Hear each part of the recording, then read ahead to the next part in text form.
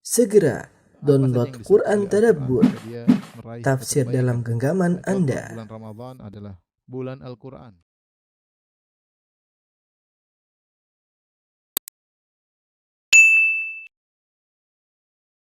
Bismillahirrahmanirrahim. Assalamualaikum warahmatullahi wabarakatuh. Alhamdulillahi ala ihsani wa syukru lahu ala taufiqihi wa amtinani wa asyhadu an la ilaha illallah wahdahu la syarika lahu ta'ziman li sya'ni wa asyhadu anna Muhammadan abduhu wa rasuluhu da'ila ridwani. Allahumma salli alaihi wa ala alihi wa ashabihi wa ikhwani. Ikhwan dan akhwat, para jamaah Majelis Ta'lim Al-Khansa Cilandak yang dirahmati oleh Allah Subhanahu wa taala. Pada kesempatan kali ini kita akan bahas tentang permasalahan-permasalahan terkait dengan hutang ya. Tentunya kita tahu bahwasanya hutang adalah salah satu kebutuhan. Namun jika seorang tidak memanage hutang tersebut ya, menggampang-gampang hutang, mudah berhutang tanpa ada kebutuhan yang urgen ya, akhirnya dia terjerumus dalam banyak kesalahan dan banyak pelanggaran. Allah Subhanahu wa taala menyebutkan dalam Al-Qur'an ayat terpanjang adalah ayat tentang utang. Ayat tentang hutang ya. Di akhir-akhir surat Al-Baqarah, ya ayyuhalladzina amanu idza tadayantum bidainin ila ajalin musamman faktubuh.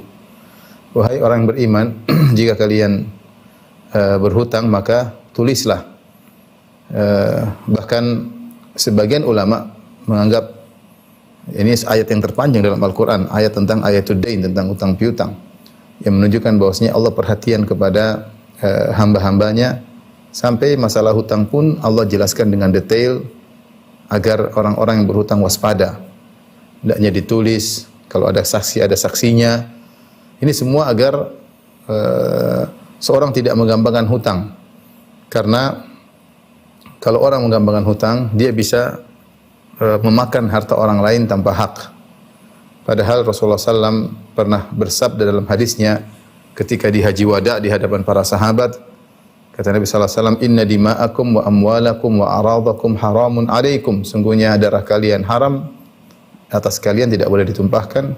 Wa amwalakum, demikian juga harta kalian haram, tidak boleh kita makan harta orang tanpa hak ya. Wa aradakum, demikian juga harga diri kalian haram, maka tidak boleh harga diri saudara kita jatuhkan tanpa hak. Di antaranya masalah harta. Masalah harta.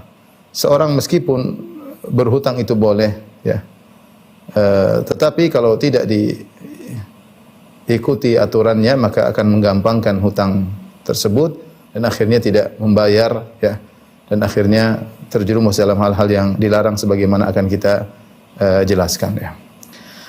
Kemudian terlebih lagi di zaman sekarang ini ada instansi-instansi yang memancing orang untuk berhutang ya.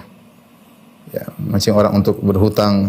Contohnya misalnya kartu kredit ya. Kartu kredit ketika dibuka ya, seorang silakan bayar.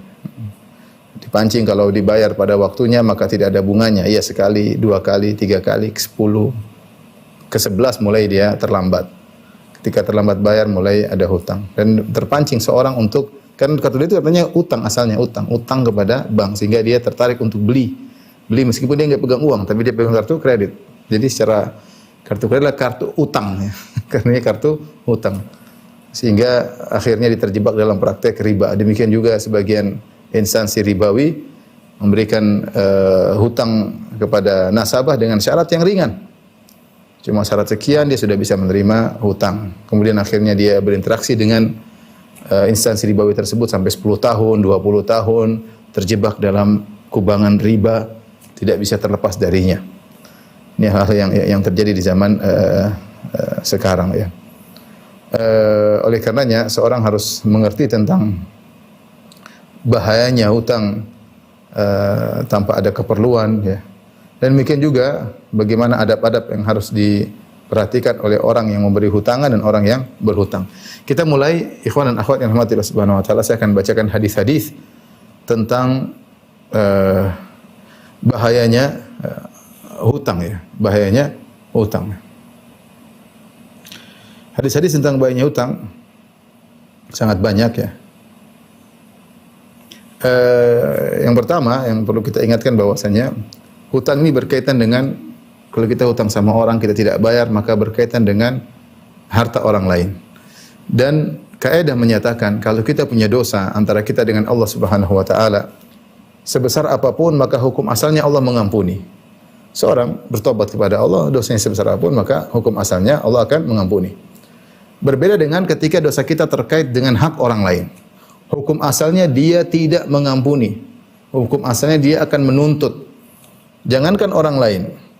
Lihatlah bagaimana Allah sebutkan dalam Al-Quran, fa idza ja'atis sakhah, jika ditiupkan sangkakala, yauma yafirrul mar'u min akhi, seorang akan lari dari saudaranya, wa ummihi wa abi, dia akan kabur dari ibunya, kabur dari ayahnya, wa sahibatihi wa bani, dia akan kabur dari istrinya, kabur dari anak-anaknya. Di antara tafsiran para salaf, dia kabur padahal itu orang-orang dekatnya karena dia khawatir dituntut. Khawatir dituntut oleh orang tersebut, ada hak-hak mereka yang tidak dia tunaikan ketika di dunia. Jangan berharap seorang misalnya dia punya utang sama, enggak usah sama orang lain, sama ibunya. Dia punya utang sama ibunya, kemudian dia menggampangkan, dia tidak bayar. Apa dia sangka ibunya pada hari kiamat akan memaafkan dia? Belum tentu, ibunya sendiri butuh dengan pahala. Pada hari kiamat kelak kita dapati ibu menuntut anaknya, anak menuntut ibunya, dan ini terjadi. Ya, karena masing-masing sibuk menyelamatkan diri masing-masing. Apatah lagi jika ternyata hak yang harus kita tunaikan hak orang lain. Dia akan berusaha mengambil hak tersebut. Makanya Al-Imam Syafi'i rahimahullah berkata, bi'sa zat ilal ma'at al-udwanu alal ibad. Seburuk-buruk bekal menuju akhirat, hari kebangkitan adalah berbuat kesalahan kepada orang lain. Ya. Ada hak orang lain yang belum kita tunaikan. Dan di antara hak tersebut adalah hutang. Ya. Ini perkaranya berat. Ketika kita punya hutang pada hari kiamat kelak, kita akan ditagih. Dan tidak ada dinar, tidak ada dirham, kita tidak bisa bayar. Ditagih dengan apa? Dengan kebaikan kita ditagih. Kita transfer kepada orang yang meminjamkan uang kepada kita. Ya. Jadi saya ulangi, di antara bahayanya hutang ini adalah berkaitan dengan hak orang lain. Dan hukum asal dalam dosa yang terkait dengan hak orang lain, orang tersebut akan nuntut pada hari kiamat. Akan nuntut. Jangankan orang tua kita, istri kita, anak kita bisa nuntut kita, apalagi orang lain. Lain hanya kalau dosa itu antara kita dengan Allah. Mudah, Allah hukum asalnya Allah Ghafurur Rahim, Allah mengampuni lagi, Maha mengampuni lagi, Maha penyayang. Di antara ya perkara-perkara ya, tentang bahaya hutang ya. Saya ulangi, hutang asalnya boleh ya, tetapi kalau seorang tidak memperhatikan adab-adab ya tentang bahaya hutang, maka berbahaya. Yang pertama ya, tentang perhatian Rasulullah ya. Rasulullah ya, terhadap hutang ya. Dan ini banyak ya. Di antaranya misalnya ya, Nabi sangat semangat untuk melunasi hutang ya.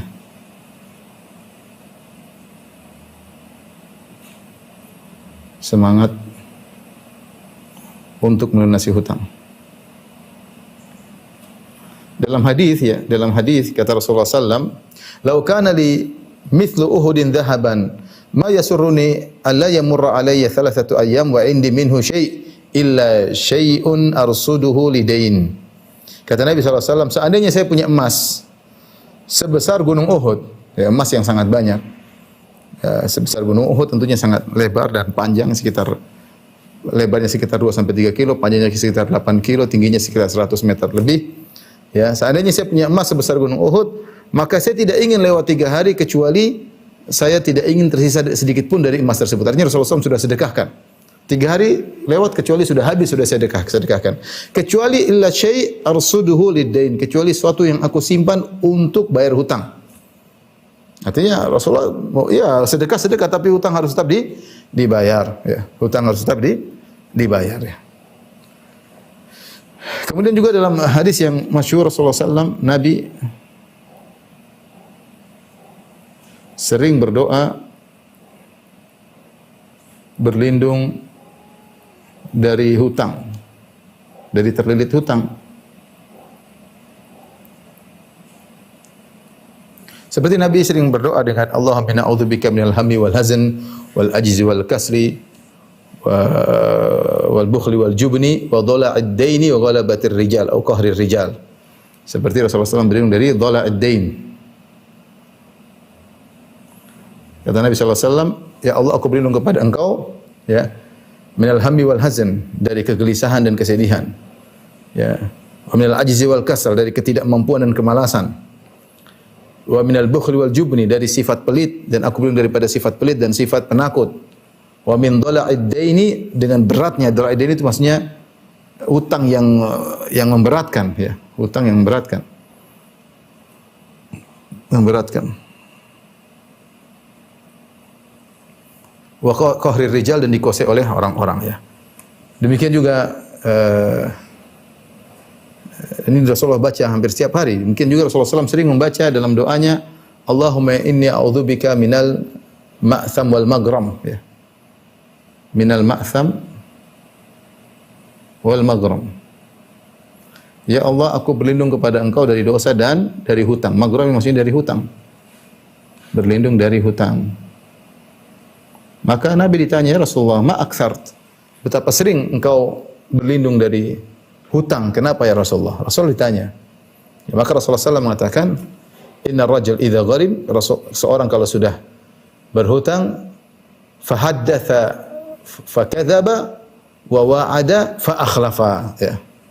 Rasulullah SAW menjelaskan, orang kalau sudah berhutang, maka sering dia akhirnya berbicara dan dia berdusta dan dia berjanji dan dia sering mengingkari, ya. Terjerumus dalam ciri-ciri orang munafik.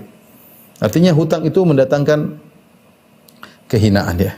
Jadi Rasulullah SAW sendiri sering berlindung dari hutang, ya, karena hutang ini berbahaya. Kalau seorang tidak bisa melunasinya, urusannya repot karena terkait dengan hak orang lain.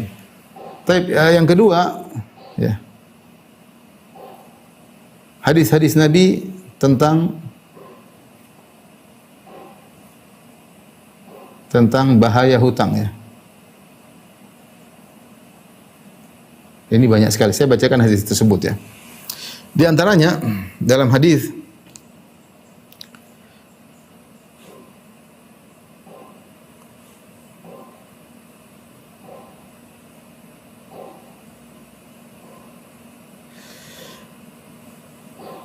Rasulullah SAW pernah ditanya, ada seorang datang, ya Rasulullah, ara'aita in qutiltu fi sabilillah.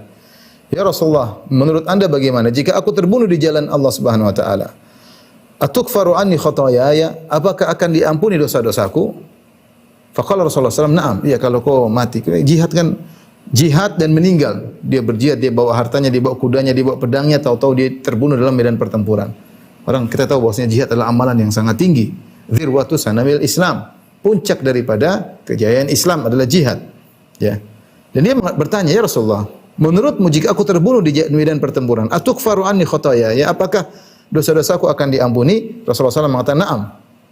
Iya, in qutilta fi sabilillah wa anta sabirun muhtasibun muqbilun ghairu mudbir. Perhatikan, Nabi kasih syarat.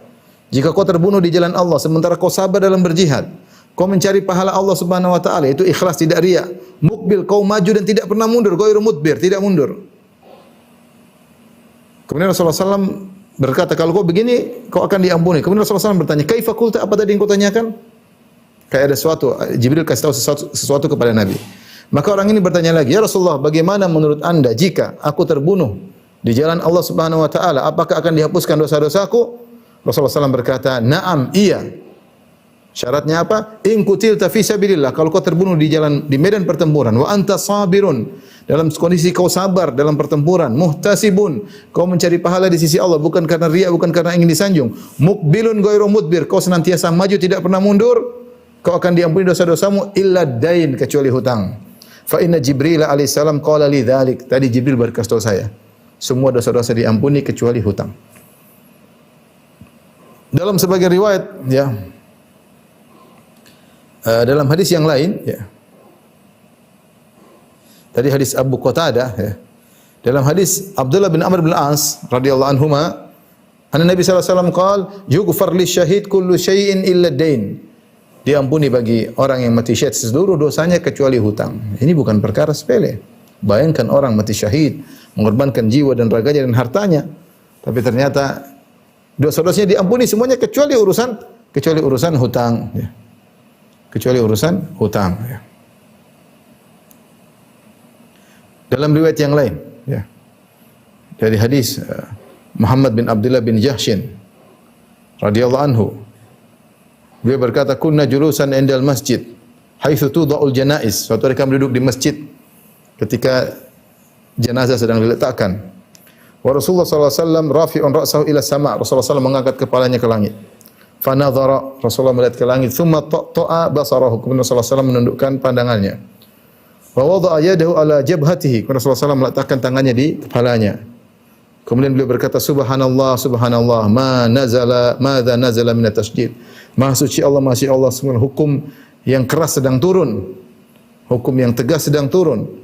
Fasakatna yaumana wa lailatana. Ya. Falam naraha khairan hatta asbahna. Ketika Nabi mengatakan ada hukum yang berat yang turun, kami pun diam hari itu dan malam itu. Kami tidak melihat hari tersebut adalah hari yang baik sampai esok harinya. Qala Muhammad, maka sang perawi berkata, Sa'altu Rasulullah sallallahu alaihi wasallam, ma tasydid alladhi nazal? Ya Rasulullah, apa hukum berat yang turun yang kemarin Anda sampaikan? Qala fid dain, tentang hutang. Walladhi nafsu Muhammadin biyadihi. Demi zat yang jiwa Muhammad berada di tangannya. Lau anna rajulan qutila fi sabilillah. Kalau ada seandainya ada seorang terbunuh di medan pertempuran. Ya, ini bukan puasa lagi, bukan salat lagi, bukan terbunuh di medan pertempuran, jihad. Summa uhya, kemudian dihidupkan. Summa qutila, kemudian terbunuh lagi kedua kali. Summa uhya, dihidupkan. Summa qutila, terbunuh perang 3 kali, mati syahid 3 kali. Wa alaihi dain, ternyata dia punya hutang, ma dakhalal jannah, dia tidak bisa masuk surga hatta yuqda anhu dainuhu, sampai hutangnya dilunasi. Hadis riwayat Ahmad dan Nasa'i dan dihasankan oleh Syekh Albani rahimahullahu taala. Mengerikan ya. Jadi tidak akan masuk surga sampai hutangnya, meskipun dia mati syahid 3 kali, tidak akan masuk surga sampai hutangnya dilunasi. Ini menunjukkan perkara hutang, perkara yang berat, jangan dianggap sepele. Dalam hadis riwayat Hakim, Rasulullah SAW berkata, Inna sahibakum hubisa ala babil jannah, hubisa ala babil jannah. Sungguhnya teman kalian ini yang sudah meninggal ini tertahan di pintu surga, bidainin, karena hutangnya. Kana alaihi, yang belum dia bayar. Fa in syi'tum fafduhu, wa in syi'tum fa aslimuhu ila adzabillah. Kalau kalian berkehendak, maka lunaskanlah hutangnya, selamatkan dia. Jika kalian mau, para sahabat yang masih hidup, serahkan dia ke azab Allah Subhanahu wa taala. Maka ada seorang berkata, alayya dainuhu, saya yang akan tanggung hutangnya. Mengerikan. Mengerikan. Ya. Tertahan, tidak bisa masuk surga dan bisa mengantarkan pada neraka jahanam, ya. Dan ini didukung dalam hadis yang lain, hadis Abu Hurairah radhiyallahu taala anhu. Nabi sallallahu alaihi wasallam bersabda, "Nafsul mu'min mu'allaqatun bidainihi hatta yuqda anhu." Jiwa seorang mukmin tertahan dengan hutangnya sampai dilunasi. Ya. Dia tidak bisa merasakan indahnya surga, tertahan. Kalau hutangnya tidak dilunasi, terus dia tertahan sampai hutangnya dilunasi.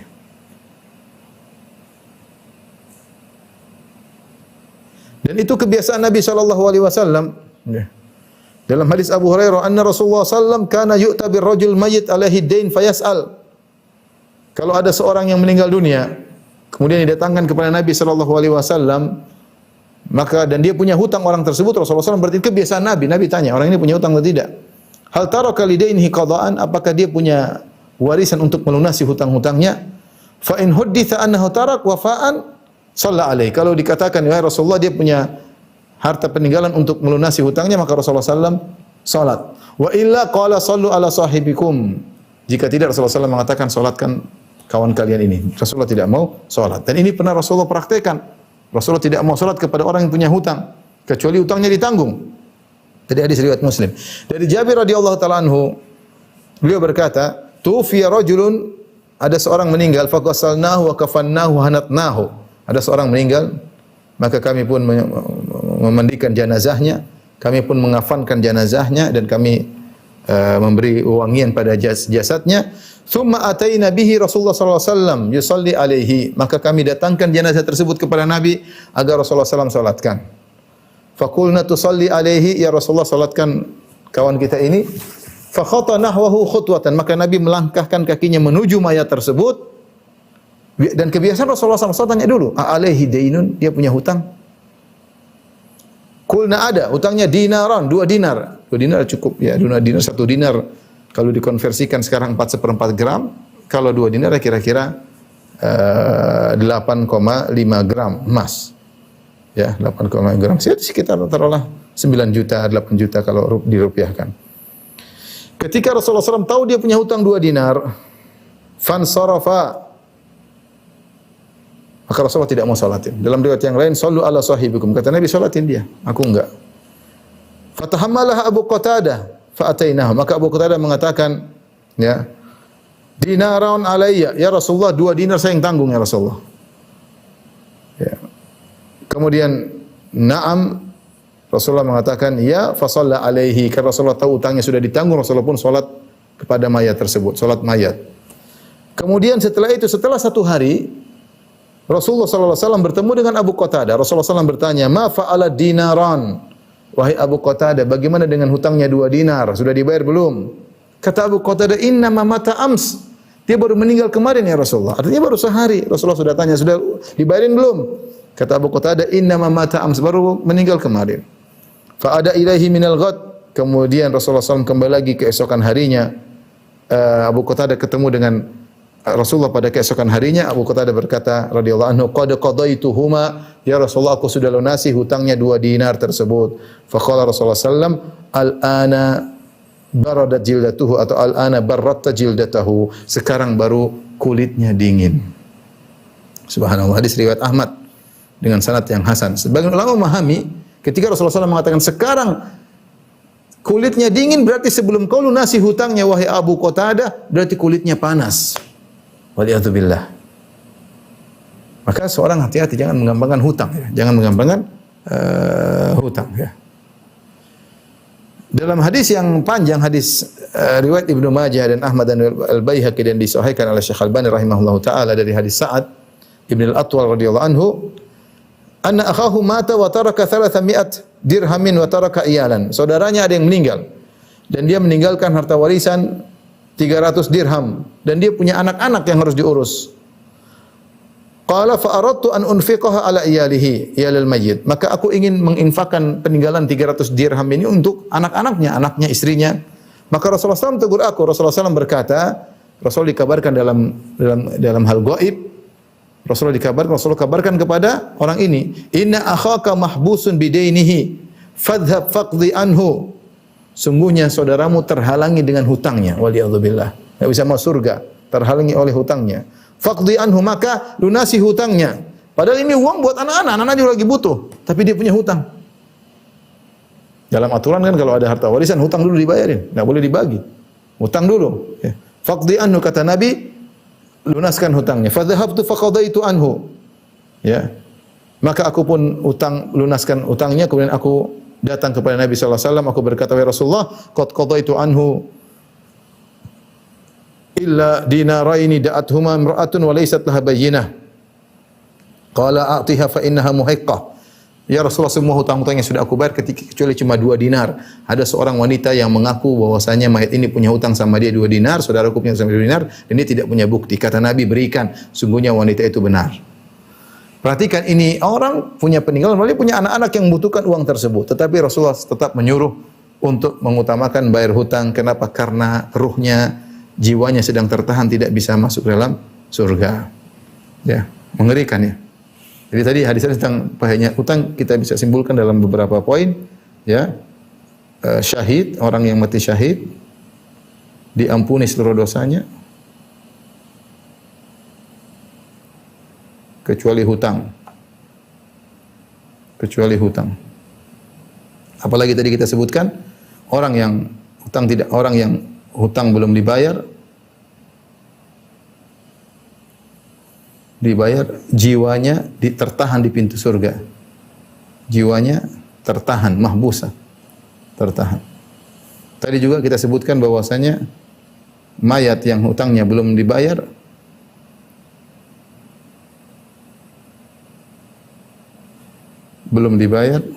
subhanallah, mengerikan. Ya, dibayar maka kulitnya panas. La ilaha illallah ya. Kulitnya panas. Ya akhi, kita berbicara tentang mujahid, berjihad, baik kita begini apa, mau salat enggak bisa kita andalkan, ilmu juga ini, Al-Qur'an tidak hafal, maksiat jalan terus meninggal punya hutang. Semoga Allah ampuni kita ya. Semoga Allah ampuni kita ya. Ya.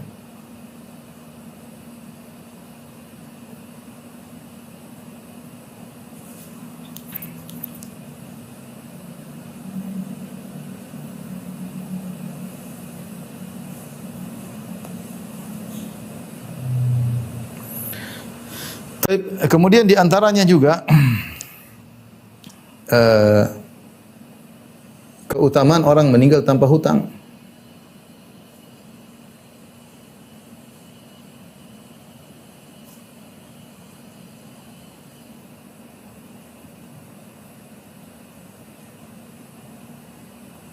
Meninggal tanpa hutang. Sebelumnya datang dalam hadis ya, datang dalam hadis. Saya carikan hadisnya dulu ya.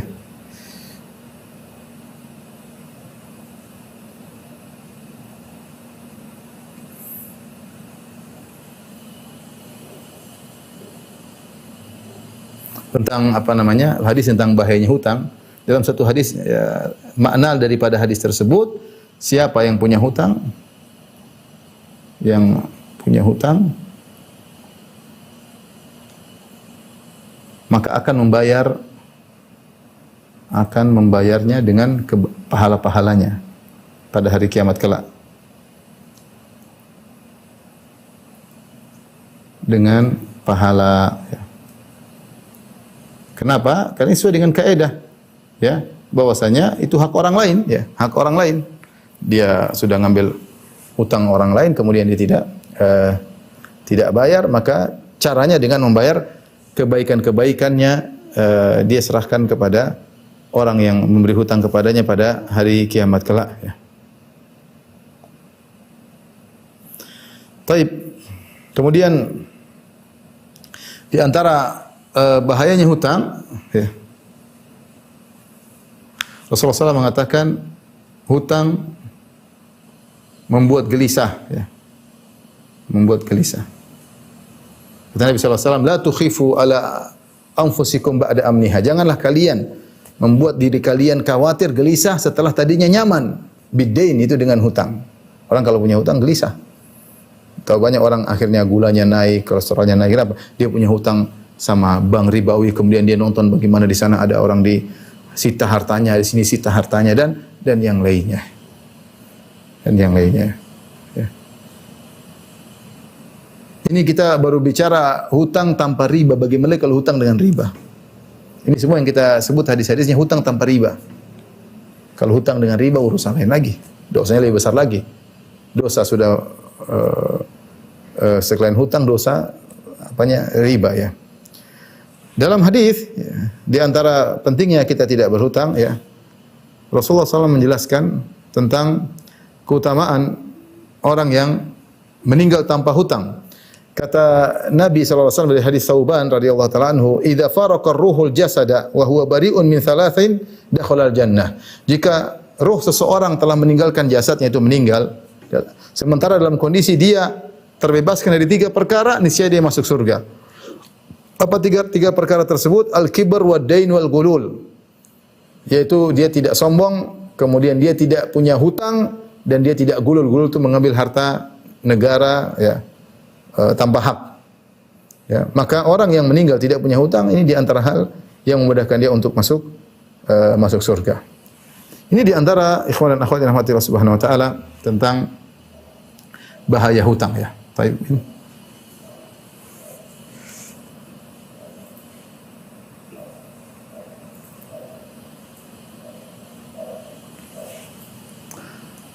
Baik, berikutnya ya. Kita bilang hutang adalah kehinaan.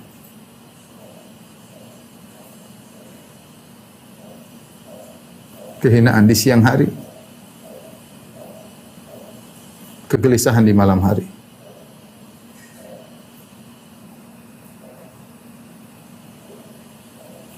Hadis-hadis menunjukkan akan hal ini sudah kita singgung di awalnya ya. Bahwasanya orang yang berhutang bisa terjerumus dalam dosa-dosa yang lain. Orang yang berhutang tanpa adab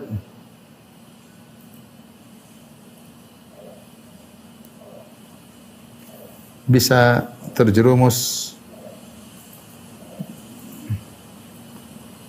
ke dalam banyak hal.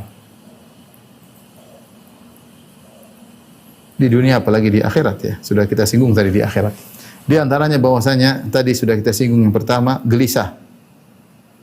Kata Nabi sallallahu alaihi wasallam, la tukhifu anfusakum ba'da amniha.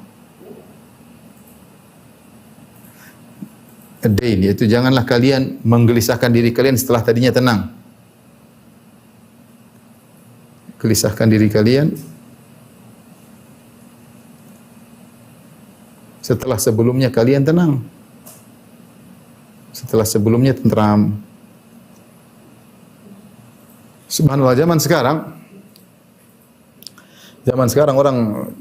ada orang hidup tanpa hutang, dia bahagia, tenang, tentram, mungkin rumah sederhana, mungkin mobil sederhana, tapi dia tidak punya hutang. Tapi ada orang yang mungkin kelihatannya mewah, ya, tapi dia tidak tentram. Orang nagih, orang ini, telepon, nagih terus. Mungkin rumahnya mewah, mungkin mobilnya banyak, tapi dia tidak tentram. Kenapa? Karena hutang. Ini di antara hal yang bisa seorang terjerumus dalam hal tersebut ya. Kemudian di antaranya dia bisa terjerumus dalam dosa. Ya. Dalam janji yang diselisihi. Kemudian apalagi terjerumus dalam kebohongan.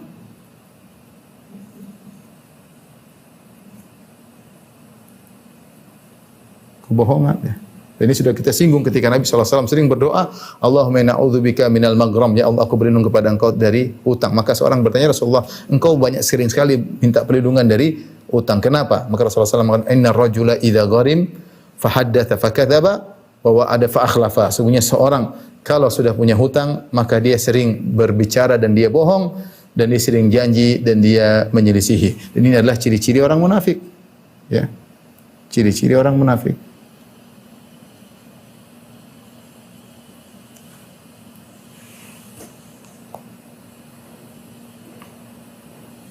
Kemudian dia juga sering bersumpah ya, janji, kemudian bahkan diantaranya bersumpah pada Allah, demi Allah, lalu dia langgar. Ini banyak. Ya. Di antara kebohongan yang ini tadi, kebohongan, misalnya dia mengajari bohong, bahkan pada keluarganya, mengajari kebohongan.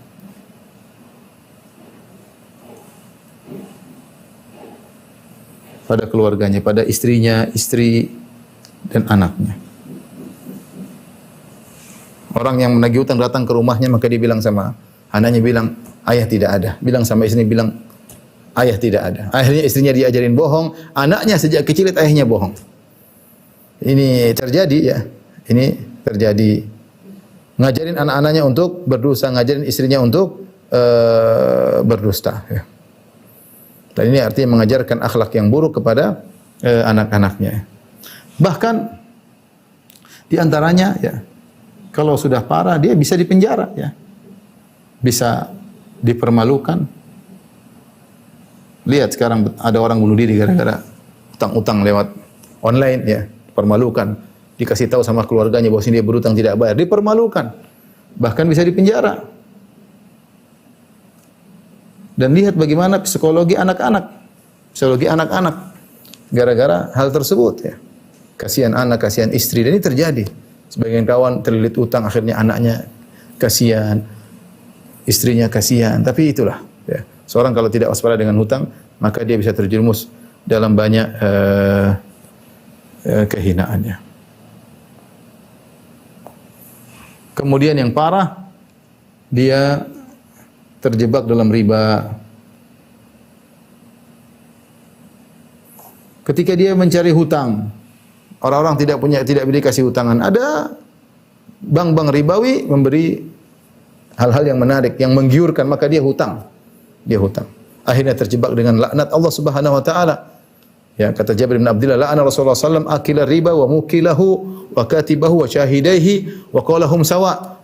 Rasulullah melaknat pemakan riba, wa mukilahu, nasabahnya yang kasih untung riba, pemberi utang riba yang beri kasih makan riba. Jangan dikatakan yang dilaknat cuma pihak instansi ribawinya saja. Enggak, yang kamu yang setuju dengan akad tersebut, yang memberi bunga kepada mereka, bayar bunganya itu juga terlaknat sama. Pencatatnya ya kalau ada notaris yang mencatat akad riba tersebut juga terlaknat. Kemudian saksinya juga yang mensaksikan. Intinya semua yang ikut dalam proses berjalannya akad riba tersebut semuanya terlaknat, kata Nabi SAW. Hum sawa, dan mereka semuanya sama. Mereka semuanya sama. Ya, ini banyak orang utang akhirnya terjebak dengan riba. Makanya Allah mengatakan, ya, orang yang makan riba, fa'dzanu biharbin minallahi wa rasulih. Maka siapkanlah peperangan dengan Allah dan Rasulnya. Lihat betapa banyak orang makan riba akhirnya ya diperangi oleh Allah dan Rasulnya, entah dia menjadi terhina gara-gara benar-benar peperangan fisik, atau ekonominya hancur, atau akhlaknya rusak, atau macam-macam. Betapa banyak orang tadinya hidup tentram, gara-gara teriming-iming untuk mengembangkan, akhirnya dia riba, akhirnya hancur lebur. Waspada waliyadzubillah. Seorang berusaha melepaskan diri. Kalau dia tidak tahu dahulu, dia berusaha melepaskan dirinya dari utang-utang ribawi semaksimal mungkin. Semaksimal mungkin, ya.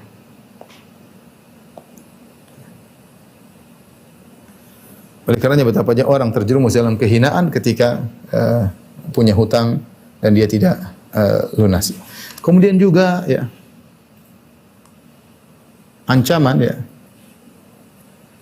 kalau dia tidak membayar hutang dengan baik, maka kata Nabi sallallahu alaihi wasallam, man akhadha amwalan nas yuridu itlafa atlafahullah.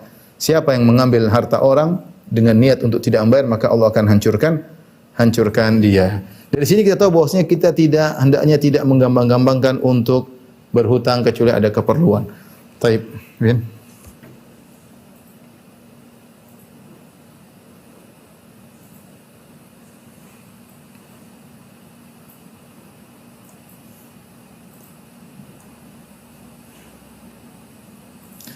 Kita sudah katakan bahwasanya hukum asal hutang itu boleh. Yang penting adab-adabnya diperhatikan. Ya. Maka kita bahas pada kesempatan ini adab-adab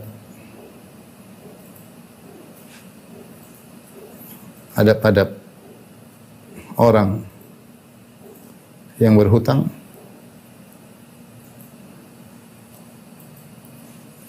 Adab-adab orang yang mengutangi atau yang memberikan hutangan.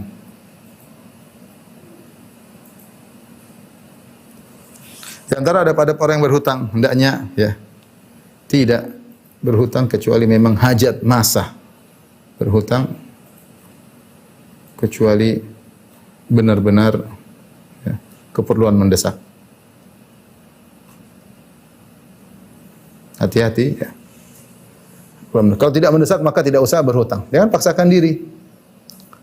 Yang jadi buat kita banyak hutang terkadang ketika kita tidak qanaah. Ya. Makanya perlu kita qanaah. Kita sendiri, kita ngajarkan qanaah kepada anak-anak kita, kepada istri-istri kita. Ya. Kadang-kadang suaminya qanaah tapi istrinya yang tidak qanaah. Papi beli ini dong papi. Aduh, papi nggak punya uang, papi pinjam lah, insya Allah bisa dilunasi. Jadi papinya disuruh suaminya, abi pinjam aja, insya Allah Allah maha pemberi rezeki, kita akan lunasi. Kalau itu urgen nggak ada masalah. Ada hal yang kita perlu urgen, kendaraan urgen, rumah tempat tinggal urgen. Tapi kalau tidak urgen, beli hal-hal yang bukan kebutuhan primer, bukan sekunder, ya, tapi hanya kamaliat kata orang itu berlebihan, yang tidak perlu, ya. Kalau itu perlu nggak ada masalah kita punya hutang, ya.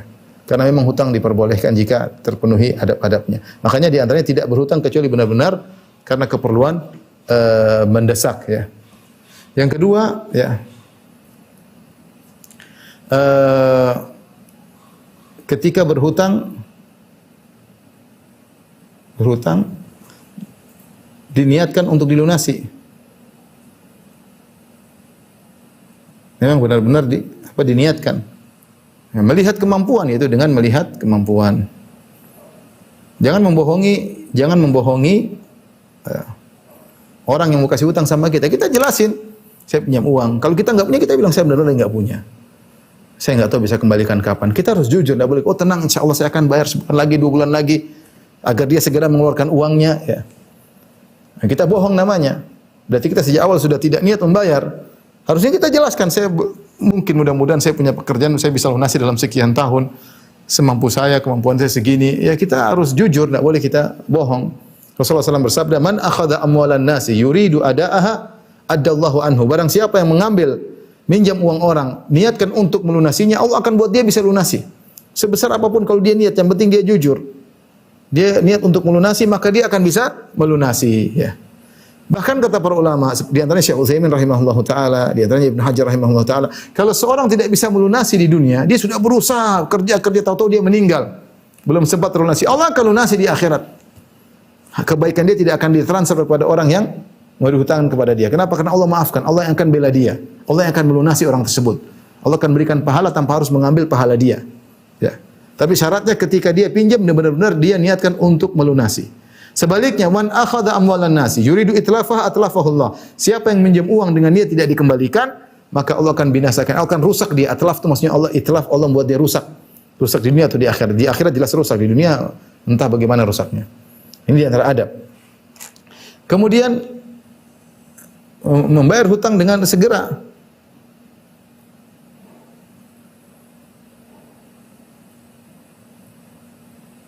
Membayar hutang dengan segera ya. Ya. Membayar hutang dengan segera. Jangan tunda-tunda. Kalau kita punya uang dan sudah jatuh tempo, kita harus bayar hutang tersebut. Tidak boleh kita tunda. Kalau kita punya uang untuk melunasi segera, jangan tunda, kasih semuanya. Kasih semuanya. Apalagi kalau sudah jatuh tempo. Kalau belum jatuh tempo enggak ada masalah. Kalau sudah jatuh tempo, maka kita harus bayar. Bahkan para ulama mengatakan sedekah ketika kita punya hutang, sedekah hukumnya haram, tidak sah, harus ambil lagi untuk bayar hutang. Kecuali orang yang utang mengizinkan. Ya. Kita bilang kita punya utang sama orang 200 juta dan sudah jatuh tempo. Kemudian saya minta izin, saya mau sedekah 2 juta sama orang. Kalau dia izinkan apa? Kalau dia nggak izinkan harus bayar. Kalau kita sedekah 2 juta, padahal kita punya utang 200 juta dan sudah jatuh tempo, maka sedekah tidak sah, harus dikembalikan. Tidak boleh. Sedekah pada dirimu sendiri, sendirimu butuh selamat di akhirat, butuh agar kulitmu tidak kepanasan, bayar itu utang. Ya. Dan Rasulullah SAW bersabda, matalul ghani zulmun. Ya, orang yang mampu bayar hutang sikap menunda-nunda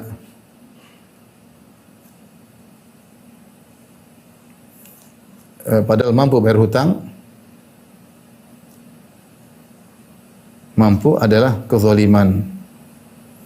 Artinya apa? Semakin kau menunda, argo kezaliman jalan terus ya. Punya hutang kau enggak bayar, maka argo kezaliman jalan terus. Ini bahaya ya. Sebagian orang kalau sudah uang ada di tangan, dia segera ingin beli sesuatu, padahal utangnya ada, dia tidak lupa bahwa utangnya ada, ingin beli lagi, ingin beli lagi, ingin beli lagi. Ya. Sudah punya uang dia tunda-tunda ya. Ini enggak boleh. Kemudian kalau punya uang ya,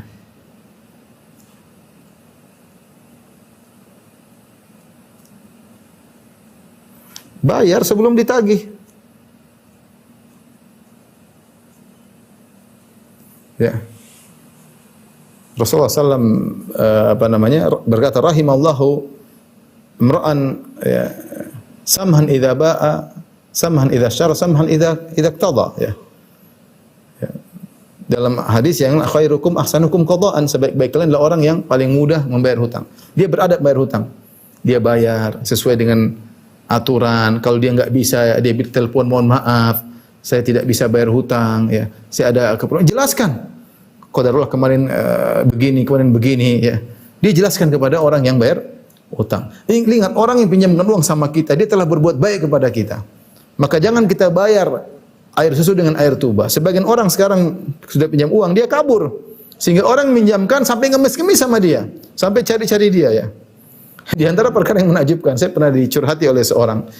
Dia bilang, "Ustaz, saya nagih utang sama si fulan justru marah-marah sama saya." Jadi posisinya sekarang dia yang malah ngemis-ngemis kepada orang dia. Orang kenapa dia lihat orang tersebut punya ini, punya ini. Nah, sementara dia tagih malah kabur, malah bahkan dimarah. Saya bilang, "Kenapa kamu dimarah?" Saya nagih dia bilang, "Kamu tuh gimana, Pak? Waktu saya punya uang kamu tidak nagih. Sekarang saya enggak punya uang kamu malah nagih." Harusnya kamu kalau punya uang kamu bayar, tidak perlu nunggu ditagih. Ini waliyadzubillah, ini seperti ini.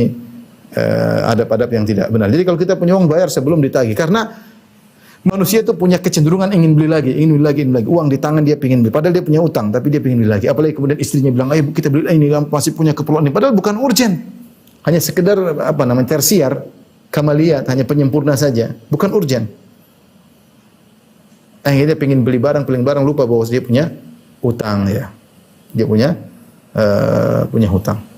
Maka ini di antara adab-adab yang berhutang agar dia bisa membayar hutangnya. Tadi itu saya bicara tentang bahayanya hutang. Sekarang bagaimana adab yang harus dilakukan oleh orang yang memberi hutangan ya. Saya ingin sampaikan bahwasanya ikhwan akhwat rahmatillah subhanahu wa taala, jadi sebelum kita berhutang kita tanya, saya ini perlu enggak barang itu? Kalau perlu enggak apa-apa. Hutang di antara sarana kita saling tolong menolong. Dan Allah telah turunkan ayat tentang hutang piutang. Tidak ada masalah. Tapi tadi niatnya diperhatikan. Kalau ini merasa tidak perlu, kita bilang enggak usah lah. Kita hidup tentram tanpa hutang. Ya, siapa sih di antara kita? Saya juga punya hutang. Tapi ya, kita berusaha mengikuti adab dalam berhutang ya. Kalau tidak urgen maka jangan. Kita akan gelisah hidup. Kecuali seorang nakal tidak peduli, dia tidak gelisah, cuek aja. Sebagaimana orang tukang maksiat ngambil uang orang, dia enggak peduli. Tapi kalau orang bertakwa dia pasti gelisah. Dia pasti gelisah. Bagaimana Nabi SAW berkata kepada Abu Qatadah setelah bayar utang 2 dinar, al-an baradat jildatuhu, sekarang kulitnya baru dingin. Sebelumnya panas. Gara-gara utang tidak dibayar.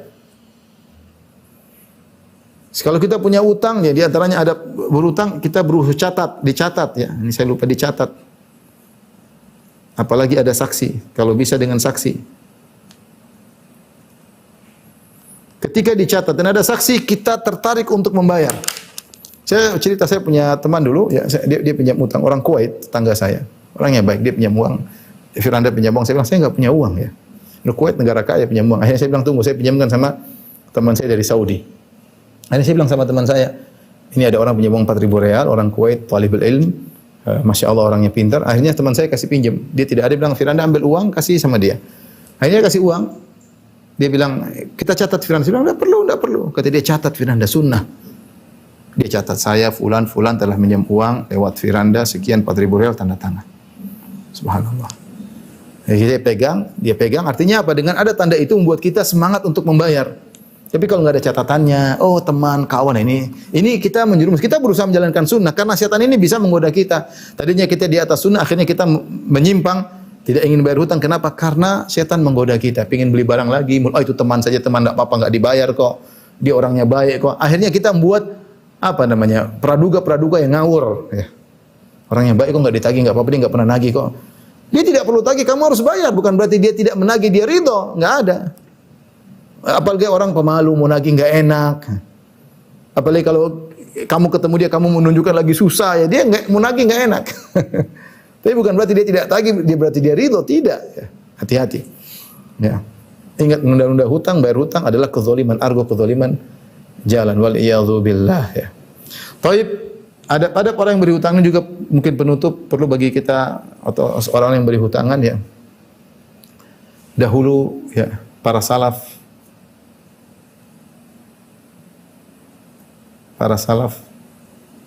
mencari surga, mencari pahala atau surga dengan memberi hutangan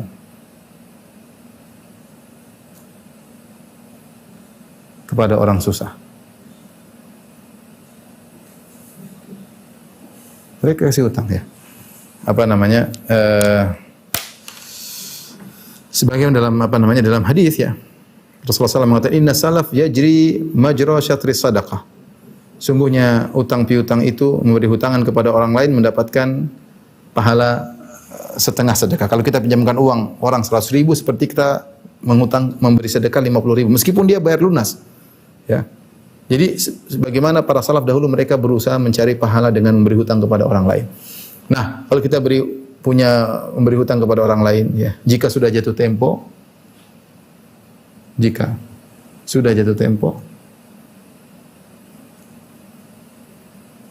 maka kalau belum jatuh tempo tidak boleh lagi. Kita sudah akad jatuh tempo sebulan lagi, kita nggak boleh lagi sebelumnya. Dia kalau tidak membayar kecuali bulan depan, maka tidak boleh kita paksa. Tidak boleh. Janji bayar bulan depan, sudah. Ya sudah, kalau sudah, jangan dipaksa. Kalau ternyata kita butuh, baru 2 minggu kita butuh, tidak wajib bagi dia untuk bayar. Karena sudah akad, meskipun itu adalah akad tolong menolong. Tapi kalau sebulan, jika sudah jatuh tempo, maka jika yang berhutang mampu, yang pinjam uang kategori mampu, kita tagih. Mampu, maka kita tagih. Mampu tersebut bagaimana? Di antaranya gaya hidupnya yang mungkin glamor.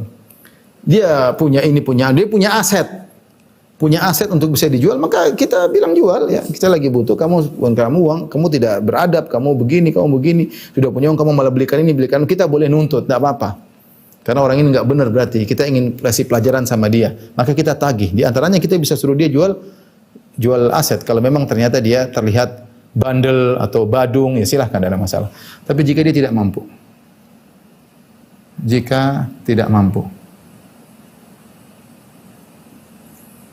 maka ada 3 hal yang bisa kita lakukan. Salah satu dari 3 hal. Yang pertama, ya, jika dia tidak mampu, mohon maaf ya,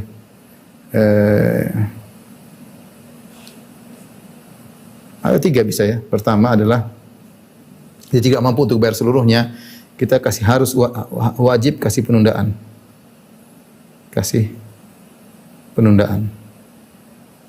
Allah Subhanahu wa taala berfirman, "Wa in kana dzu usratin fanadhiratun ila maisarah." Kalau ternyata orang yang kau tagih tersebut ternyata tidak bisa bayar, maka engkau kasih tunda, ya. Tunda, dan kamu memberi tundaan itu hukumnya wajib dan kamu dapat pahala. Jangan paksa. Ini orang kita tahu dia sudah bekerja, sudah berusaha tapi kebutuhannya banyak, dia tidak mampu, kita dapat pahala menunda tersebut. Dapat pahalanya besar ya. Ya, makanya Rasulullah mengatakan, man yassara ala mu'sirin yassarahu Allahu fid dunya wal akhirah. Siapa yang memberi kemudahan bagi orang yang belum mampu bayar hutang, maka Allah akan mudahkan urusan dunia dan akhirat. Di antaranya dengan beri penundaan. Wa in kana dzu usratin fanadhir ila maisarah. Yang kedua, kemungkinan kedua, kita potong hutangnya. Kita bilang ya sudah enggak apa-apa, bayar 50% aja. 50% aja enggak, kita ini pun dapat pahala. Yang ketiga, kita ikhlaskan seluruhnya. Ini lebih afdal lagi. Kalau bahasa kita, ikhlaskan seluruhnya. Allah mengatakan, wa antasaddaqu khairul lakum, dan kau lunaskan itu lebih baik bagi kalian. Betapa besar pahala kita melunaskan hutang orang. Dia tidak bisa, enggak usah dianggap lunas. Enggak usah dianggap lunas. Dan ini dipraktikkan oleh para salaf. Sampai ada seorang dihadirkan pada hari kiamat kelak, ya. Maka malaikat bertanya, apa kau punya amal kebaikan? Kata dia, enggak ada ya Allah. Kata malaikat, coba cek, apa kau punya amal kebaikan? Kata dia, enggak ada, kecuali saya punya amal kebaikan. Saya dulu punya anak buah dan kami suka memberi hutangan kepada orang. Kalau ada yang sulit bayar, saya kasih penundaan. Kalau ada yang bisa bayar, saya suruh bayar setengah atau saya lunaskan. Subhanallah, kata Allah, maafkan dosa-dosanya. Bagaimana orang masuk surga gara-gara bersikap baik kepada orang yang beri hutang. Kita hidup di zaman banyak saudara-saudara kita yang susah. Benar, kita susah, mereka juga susah. Nah, kalau ada kita pas jatuh tempo kita tagih, kita lihat dia jujur, dia tidak mau bayar, sudah ini pahala untuk kita. Kita bilang nanti aja, pahala banyak bagi kita. Allah akan mudahkan urusan kita di dunia akhirat. Beda dengan orang jahiliyah dahulu, kalau sudah waktu jatuh tempo dia tagih enggak bisa, taib, enggak apa-apa, tapi tambah bunga. Itu riba jahiliyah. Islam mengajarkan tidak demikian. Utang piutang adalah akad saling tolong menolong. Kalau tidak bisa, kita bilang ya sudah, nanti lain kali. Pahala mengalir. Alhamdulillah. Kalau kita bilang, kau punya uang cuma berapa? Saya punya uang cuma sekian, udah segitu aja, tidak apa-apa. Yang lain saya lunasin. Atau kalau kita memang lagi mampu, ya sudah, enggak usah. Ya. Ahabbul amal ilallah, amalan yang paling dicintai oleh Allah Subhanahu wa taala, ya. Suruh untuk dikhala qalbil muslim, rasa senang kau masukkan dalam hati seorang muslim, au taqdi anhu dainan, atau kau lunaskan hutangnya, ya. Atau kau lunaskan hutangnya, ya. Jadi seorang berusaha mencari pahala dengan memberi hutangan dan bersikap baik terhadap orang yang punya yang berhutang kepada dia. Tapi jika ternyata memang dia badung, kita boleh memaksa, kita boleh lapor kepada pihak yang berwajib karena kita tahu dia badung, dia ternyata tidak beres, nakal dan yang lain. Demikian saja majelis taklim Al-Khansa Cilandak yang dirahmati Allah Subhanahu wa taala, sedikit yang bisa sampaikan, semoga bermanfaat bagi kita semua. Wabillahi taufiq wal hidayah. Assalamualaikum warahmatullahi wabarakatuh.